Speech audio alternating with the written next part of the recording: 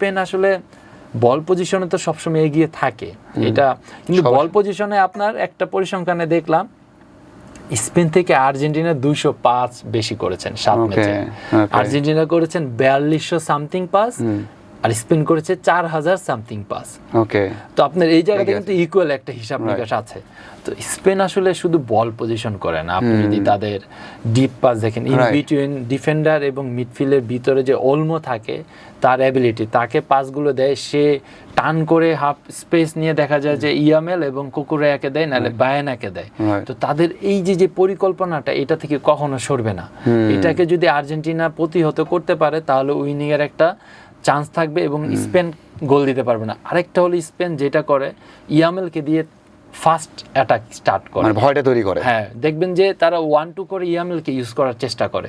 সেই জায়গায় Yamal he has a good quality, pace আছে, তার বেসিক আছে, 1v1 he is very danger player right now. তো সেইখানে স্পেনের একটা পসিবিলিটি আছে গোল দেওয়ার।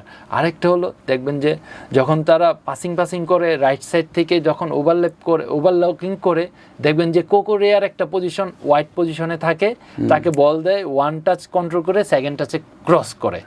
দেখবেন যে এই যে ব্যাপারটা, এই ব্যাপারটা যদি আপনার আর্জেন্টিনা কন্ট্রোল করতে পারে, লুক আফটার করতে পারে, তাহলে গোল কনসিড করার থেকে বাঁচবে। বাট এটা ওরা ভালো যদি পরিকল্পনা বাস্তবায়ন করে তাহলে ওরা গোল পেয়ে যাবে। তাহলে ওরা গোল পেয়ে যাবে।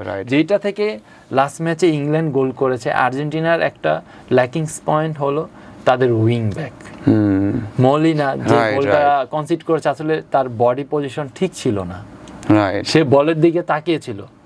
আপনি ফুটবল খেলেন, আপনি দেখেছেন, আপনি লাস্ট ম্যাচে 2টা গোল করেছেন, আপনার কিছু ভিডিও বের হয়েছে।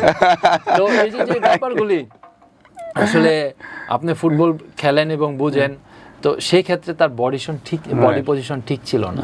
এর জন্য কিন্তু দেখবেন যে অ্যান্থনি গ্রোডন সেই অপরচুনিটিটা কাজে লাগিয়ে ফেলেছেন। তো আমার কাছে মনে হয় মন্টিয়েল এবং মলিনার এই জায়গায় সজাগ থাকতে হবে। এইসব ব্যাপারে স্পেন ভেরি এক্সপিরিয়েন্স এবং ভেরি ফাস্ট এবং ভেরি শার্প।